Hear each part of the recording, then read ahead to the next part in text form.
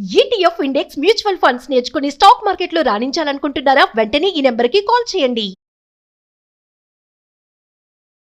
నమస్తే రమగారు. నమస్తే జయ. రమగారు, మనకి కామెంట్స్లో కొన్ని ప్రశ్నలు వస్తూ ఉంటాయి కదా. ఒక పర్సనల్గా వచ్చిన ఒక ప్రశ్న అండి, ఇది కామెంట్లో వచ్చింది కాదు యాక్చువల్గా. మనం ఎక్కువగా ఇష్టపడే వాళ్ళు మనల్ని దూరం పెడుతూ ఉంటారు. అప్పుడు అసలు మనం ఏం చేయాలి? వాళ్ళ కోసం ఇంకొంచెం ఏదైనా ప్రయత్నాలు చేయాలా, లేకపోతే ముందుకు సాగాలా?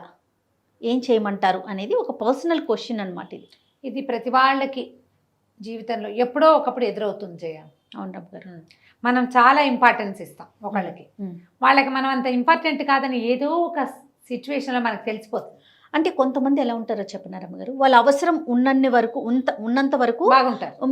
మనం చాలా ఇంపార్టెంట్ అనేది క్రియేట్ చేసుకుంటారు. ఎప్పుడైతే వీళ్ళతో మనకు అవసరం లేదు అని థాట్ వస్తుందో మొహం కూడా చూడరు, మొహం కూడా చూడకుండా అయిపోతారు. ఇవి కొంతమంది ఉంటారు, ఇలా డిపెండెన్సీ ఉంటుంది జయ. వాళ్ళతో రోజు మాట్లాడాలి, తరచూ కలవాలి, ఎప్పుడు మాట్లాడుతూ ఉండాలి, ప్రతి దాంట్లో వాళ్ళ సలహానే తీసుకోవాలి, అన్ని షేర్ చేసుకోవాలి. ఇట్లాంటి ప్రాక్టీస్ ఉంటుంది. ఇది ఫ్రెండ్స్లో జనరల్గా, కో సిస్టర్స్, వదిన ఆడపడుచులు, తర్వాత అక్క చెల్లెళ్ళు, అన్న చెల్లెళ్ళు, అక్క తమ్ముళ్ళల్లో ఇది బాగా కనపడుతుంది. వాళ్ళు ఎంత ఎమోషనల్గా అటాచ్ అయిపోయి ఉంటారో వాళ్ళకి. అవును. ఇది ఊరికే జనరల్ కజిన్స్లో కూడా ఉంటుంది. ఒకళ్ళతోటి ఇప్పుడు 5-6 మనం 10 మంది ఉన్నాం, మనకు ఒకళ్ళతోటి చాలా క్లోజ్ రిలేషన్ ఉంటుంది. అవును అవును. వీళ్ళకి అంటే కొంతమంది జనరల్గా పీపుల్ ఏం చేస్తాము జయ, మనం మామూలుగా ఇప్పుడు మనం ఎవరితో మాట్లాడుతున్నామో వాళ్ళే మనకి ఇంపార్టెంట్ అనే భావంతో మనం మాట్లాడుతూ ఉంటాం. అంతే. ఈ సిచ్యువేషనల్లీ ఒక్కొక్కళ్ళు అటాచ్ అయిపోతారు, వదిలిపెట్టలేకపోతారు. ఇప్పుడు ఇది భార్యాభర్తల్లో అనుకో జయ, అమ్మో అది చాలా కష్టం. అవన్నీ డివోర్స్కి దారి తీస్తాయి. ఆ డివోర్సుల్లో కూడా ఆడవాళ్ళు డిప్రెషన్కి లోనయ్యి ఆ వదిలిపెట్టలేక వాళ్ళతో ఎమోషనల్ అటాచ్మెంట్ని కట్ చేసుకోలేక ఏడుస్తూ ఉంటారు. మగవాళ్ళు ఏడ్చేవాళ్ళు ఉన్నారు. మగవాళ్ళు కూడా వాళ్ళతో ఎమోషనల్ అటాచ్మెంట్ని వదిలిపెట్టుకోలేరు. వైఫే సర్వస్వం అనుకుంటారు. ఎన్ని గొడవలు వచ్చినా అమ్మాయితో కలిసి ఉండాల్సిందేను, అది లేకపోతే కుదరదు అనుకుంటారు. అవునండి. ఇది ఒక బాధ. అయితే ఈ జనరల్ మిగిలిన సంబంధాలు ఉన్నాయి చూడు, మిగిలిన అన్ని రకాల రిలేషన్స్లో వీళ్ళు హర్ట్ అయిపోతారు జయ.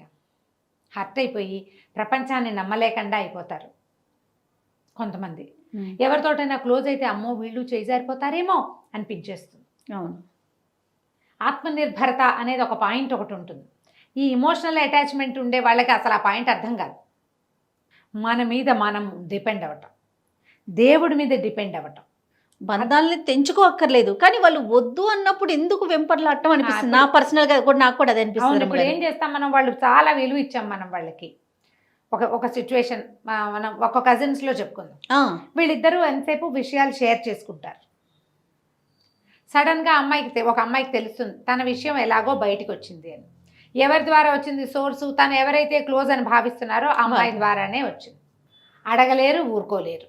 అవును. క్రమంగా దాని మీద దృష్టి పెట్టేసరికి అర్థమవుతుంది తనలాగానే తన కజిన్కి ఇంకా చాలామంది క్లోజ్ ఉన్నారని. తనకు ఒకటే క్లోజు, ఈ క్లోజ్కి బోల్డన్ని క్లోజులు ఉన్నాయి. ఆ అమ్మాయి ఎక్కడో చోట ఫ్రీగా మాట్లాడుతుంది. అవును. ఆ మాటలు బయటికి 5-6 చోట్లకి తిరిగి నీకు అంత క్లోజ్ కాని వాళ్ళ దగ్గర నుంచి నీ దగ్గరకు వస్తుంది. నువ్వు హర్ట్ అయిపోతావు. ఇప్పుడు కొంతమందిని వదిలేస్తాం, ఫ్రెండ్స్ని గిన్స్ని వదిలేస్తాం. వీళ్ళతోటి మొహం చూపించకుండా ఉంటే సరిపోతుంది, మాట్లాడడం మానేస్తాం. నువ్వు ఈ రిలేషన్స్ని వదులుకోలేకపోతావు కదా. అంతే కదా. అప్పుడు ఇబ్బంది అవుతుంది. అందుకని ఎవరితోటైనా అలా ఒకళ్ళతోటే అటాచ్డ్గా ఉండటం తగ్గించుకోండి. ఒకవేళ మీరు అలా అటాచ్డ్గా ఉండి హర్ట్ అయితే నేను హర్ట్ అయ్యాను అని ఓపెన్గా చెప్పండి. ఒకసారి మీరు మాట్లాడేస్తే ఆ బరువు తగ్గిపోతుంది. తర్వాత ఏదో కొంచెం క్లోజ్నెస్ ఉంటుంది, ఎక్కువ ఉండదు. అయినా కూడా అవతల వాళ్ళు మీకు లొంగలేదనుకోండి, just leave it and move on. అంతే. జీవితంలో ముందుకెళ్ళాలి. ఇది భార్యాభర్తల విషయంలో కూడా అంతే చేయ. అవతల వాళ్ళు నీకు ఏ విలువ ఇవ్వరు, నిన్ను తమకి వద్దంటున్నారు అంటే వాళ్ళ కోసం వెంపర్లాడద్దు. ముందు నీకు నువ్వు టాప్ ప్రయారిటీ అనేది నువ్వు తెలుసుకో. వీళ్ళ కోసం ఆలోచించి డిప్రెషన్స్లోకి వెళ్ళిపోయి, హ్యాబిట్స్లోకి వెళ్ళిపోయి బాధపడి, అంటే రిలేషన్ బట్టి ఉంటుందంటారా? డెఫినెట్. ఇఫ్ ఎనీ రిలేషన్ అంటున్నారా? రిలేషన్ని బట్టి మన అమ్మ నాన్న, మన సొంత అక్క చెల్లి అన్నదమ్ములతోటి వచ్చింది, మాట్లాడేసుకుని దాన్ని అక్కడ సర్దుబాటు చేసుకుని మనమే ఒక అడుగు ముందుకేసి సర్దుబాటు చేసుకోండి.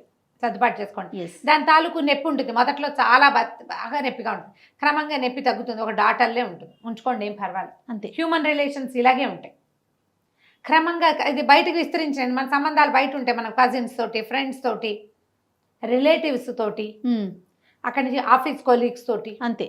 ఇలాంటప్పుడు వీళ్ళతోటి కూడా కడిగేయండి, తెంచేసేయండి, అంతే. మూవ్ ఆన్ అయిపోండి లైఫ్లో. ఇలా వాళ్ళెవరో నిన్ను హర్ట్ చేశారని నువ్వు హర్ట్ అయిపోయి ఎక్కడ ఏది ఆగదమ్మా దేనికోసము. నువ్వు వద్దన్నా రాత్రి అవుతుంది, వద్దన్నా పగలైపోతుంది, అంతే కదండి. నువ్వు వద్దన్నా రోజులు గడిచిపోతాయి, నువ్వు ఏడుస్తూ దిగులు పడుతూ బాధపడుతూ ఇక్కడే నుంచుంటావు. మనం వద్దు అనుకుని అక్కడే ఆగుతాం. వద్దనుకున్న వాళ్ళు నీతోటి నార్మల్గా ఉంటే వాళ్ళ దారిని వాళ్ళు నడిచి వెళ్ళిపోతూ ఉంటారు, నువ్వెందుకు అక్కడే ఆగిపోవటం? స్టాగ్నేటెడ్ వాటర్ వాసన వస్తుంది. ఎంత దిగాలుగా అయిపోతారు, ఏడుపు గుట్లు అయిపోతారు, ఆరోగ్యాన్ని పాడు చేసుకుంటారు, వాళ్ళ చుట్టూ ఉన్న రిలేషన్ని చెడగొట్టేసుకుంటారు. ఇప్పుడు వైఫ్ అనుకోండి, తనకి ఏదైనా ఇబ్బంది అంటే హస్బెండ్ కానీ, పిల్లలు, అత్త, మామ, అమ్మ, నాన్న, మొత్తం టోటల్ రిలేషన్ కొలాప్స్ అయిపోతుంది రమ్మగారు. ఒకసారి మూడో వ్యక్తుల ప్రమేయం వల్ల కూడా, ఇద్దరు ఫ్రెండ్స్ అంతా బాగుంటుంది, ఒకళ్ళ కోసం ఒకళ్ళు ఏదో ఒకటి చేసుకుంటారు కూడా, మూడో మనుషులు ఏవో మాట్లాడితే వీళ్ళల్లో ఒకళ్ళకి ఆ మూడో వాళ్ళ మాటల మీద ఇంట్రెస్ట్ కలిగి ఉంటుంది, దాన్ని నమ్మి తమతోటి ఉన్న ఫ్రెండ్స్ని వదిలిపెట్టేసుకుంటారు. అవునండి, అవునవును. అవి కూడా హర్టింగ్ గానే ఉంటాయి జయ, అసలు ఆ గాయాలు ఎప్పటికీ పోవడం. అసలు నాకైతే ఆ చెప్పే వాళ్ళని ఏం చేసినా పాపం అనిపిస్తుంది, నిజం రమ్మగారు. వాళ్ళకేం రాదు దానివల్ల, మీరు చెడిపోతారు కదా. ఇప్పుడు నేనేమంటానంటే చెప్పేవాళ్ళు 100 చెప్తారమ్మా, వినేవాడు చెప్పమన్నాడు శ్రీపాద సుబ్రహ్మణ్య శాస్త్రి గారి కదా.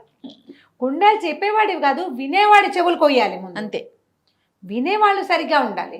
నువ్వు ఏదెలా ఉన్నా సరే, మా మధ్య ఒక రిలేషన్ ఉంది, మేము చాలా కాలం కొన్ని విషయాలు షేర్ చేసుకుంటూ వచ్చాం అని వెళ్ళిపో, నువ్వు మామూలుగా అంతే కదా, అప్పుడు ఏ బాధ ఉండదు. చెయ్యవే నువ్వు అట్లా మరే చెవులు నింపుకుంటావు, ఎందుకంటే నీ లోపల నీకే ఒక అసంతృప్తి అవతల వాళ్ళ పట్ల. ఇప్పుడు మూడో వాళ్ళని మొదటి వాళ్ళని అనకూడదు, మనమే కదా తప్పు. అంతే కదండి, మనమంటూ నోరు ఇప్పబట్టే కదా, ఇప్పబట్టే ఈ మాటలన్నీ వస్తాయి. మూవ్ ఆన్ అవ్వండమ్మా. జీవితంలో ఎవరు ఎవరికి విలువ ఇచ్చినా ఇవ్వకపోయినా ముందు మీకు మీరు విలువించుకోండి. అన్నిటికంటే అత్యంత మీ విలువైనది మీ జీవితం, మీ ఆరోగ్యం. ఇవి రెండూ బాగుంటాయి. మీరు కొత్త ప్రపంచంలోకి అమెరికా వెళ్ళి, ఆస్ట్రేలియా వెళ్ళి, ఆఫ్రికా వెళ్ళి, అంటార్కిటికా వెళ్ళి కూడా జన సంబంధాలు మనం విస్తరించుకోవచ్చు. ఇప్పుడు మనకి ఉండని వాళ్ళు ఎవరు, రక్త సంబంధిక బ్లడ్ రిలేషన్ ఒక్కటి ఉండదు తప్ప ప్రపంచంలో అందరూ అన్ని చోట్ల దొరుకుతారు. అంతే. కొత్త రిలేషన్ని డెవలప్ చేసుకోండి. ప్రపంచం అంతా రిలేషన్స్ మయం. ఎక్కడైనా ఒక దెబ్బ తగిలితే ఇక అక్కడే ఆగిపోకండి. ఇప్పుడు రాజయ్య, ఇప్పుడు మనకి ఎన్ని థెరపిస్టులకి వాళ్ళకి డిమాండ్ పెరిగిపోయింది. అవునండి. ఏవో ఇష్యూస్ ఉంటాయి, అవి సాల్వ్ చేసుకోరు, అనారోగ్యాల్లోకి వెళ్ళిపోతాయమ్మా. మీ మెంటల్ స్ట్రెస్ అంతా మీ మోకాళ్ళ మీద, హాస్పిటల్ చుట్టూ కూడా బాగా తిరుగుతున్నారండి, మందులు వేసుకుంటున్నారు, తిరుగుతారు. పైకి శరీరానికి మందులు వేసుకుంటున్నారు, మనసుకు మందు వేయట్లేదు. నువ్వు రిపేర్ నువ్వు చేసుకోవాలి, అది చేసుకోవట్లా. డాక్టర్స్ మీద డిపెండ్ అవుతున్నారు, గోడు వెళ్ళబోసుకుంటారు. ఎవరైనా కనిపించారంటే చెప్పి చెప్పి చెప్పి చెప్తారు, మళ్ళీ మామూలు. మొన్న ఒక దేవాలయంలో ఒక మనసును మార్చుకోలేకపోతారు. దేవాలయంలో ఒక ఆవిడ కనబడ్డారు జయ. ఆవిడ ఎందుకు అడిగారు నాకు తెలియదు. నేను ఊరికే లోపలికి వెళ్ళి కార్ బయటే ఉంది, మా వాళ్ళు ఏదో షాపింగ్ చేస్తున్నారు, నేను సరిగ్గా ఎక్కడ అమీర్పేట దుర్గగుళ్ళో. ఓకే. నేను లోపలికి వెళ్ళాను, ఒక 5-10 నేనేమి గబగబా చూసేసి ఒక 10 నిమిషాలు సంతోష్ మాత ముందు ఒక 5-10 నిమిషాలు కూర్చుని వచ్చేస్తా బయటికి. నేను మామూలుగా వెళ్ళినా అంతే, అంతకంటే ఎక్కువసేపు నేను ఉండను అసలు. ఆ కూర్చునేసరికల్లా ఆవిడెవరో పెద్ద ఆవిడే, నాకంటే కనీసం ఒక 3-4 సంవత్సరాలు పెద్దవారు అయి ఉంటారు. అమ్మ ఒక విషయం మాట్లాడాలి అని చెప్పి వాళ్ళ ఫ్యామిలీ ఇష్యూ గబగబా చెప్పేశారు నాకు.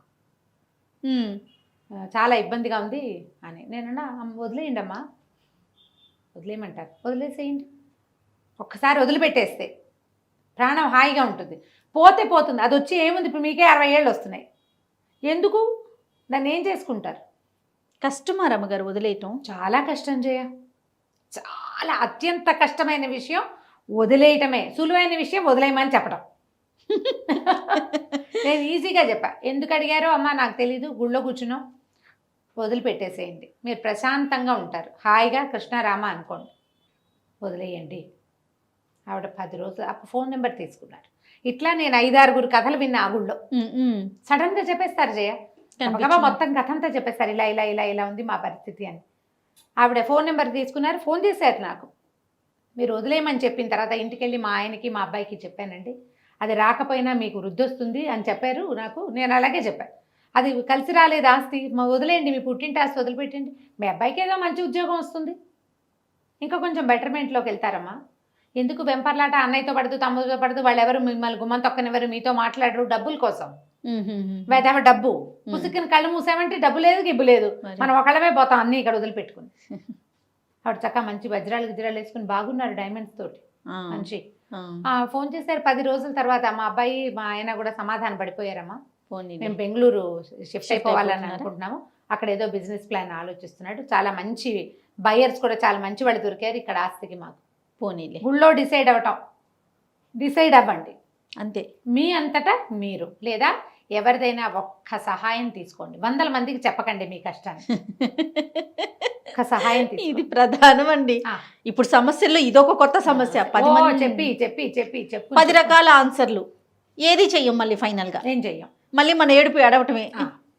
లేదా మీ మనసు మాట వినండి, మూవ్ ఆన్, అంతే. మీకు విలువ లేని చోట పారిపోవద్దు, తప్పుకోండి. అమ్మాయిలు అబ్బాయిలు కూడా చూడండి రమ్మగారు, నాకు వద్దు ముర్రో అన్నా సరే వదిలిపెట్టరు. అమ్మాయిలు అలానే ఉన్నారు, అబ్బాయిలు అలానే ఉన్నారు, నాకు కావాల్సిందే అంతే. వాళ్ళు చీపెట్టినా సరే సిగ్గుపడరు. ఏంటో మరి ఈ బొమ్మ నాదనిపిస్తుంది, అంతే. ఆ బొమ్మ నాది కాన్సెప్ట్ నుంచి బయటికి రారు, అవతల వాళ్ళ మనుషులు అని అనిపించింది. నేనేమంటానంటే పారిపోయి పరిగెత్తి సమాధాన పడద్దమ్మా, తప్పుకోండి, జస్ట్ వదిలేయటం ఎలాగో ప్రాక్టీస్ చేయండి. మనకి ఇంకో కొత్త దారి కనిపిస్తుంది కదా, గ్యారంటీగా కనిపిస్తుంది. జీవితం ఎప్పుడు దారులు తెరుస్తూనే ఉంటుంది, నువ్వు చూడాలంతే, దాన్ని కళ్ళు పెట్టాలి, నువ్వు కళ్ళు పెట్టాలి. దీని మించి నీ దృష్టి మరల్చి బుద్ధిని నీ దారి వైపుకి మళ్ళీ ఇచ్చావంటే 100 దారులు కనపడతాయి.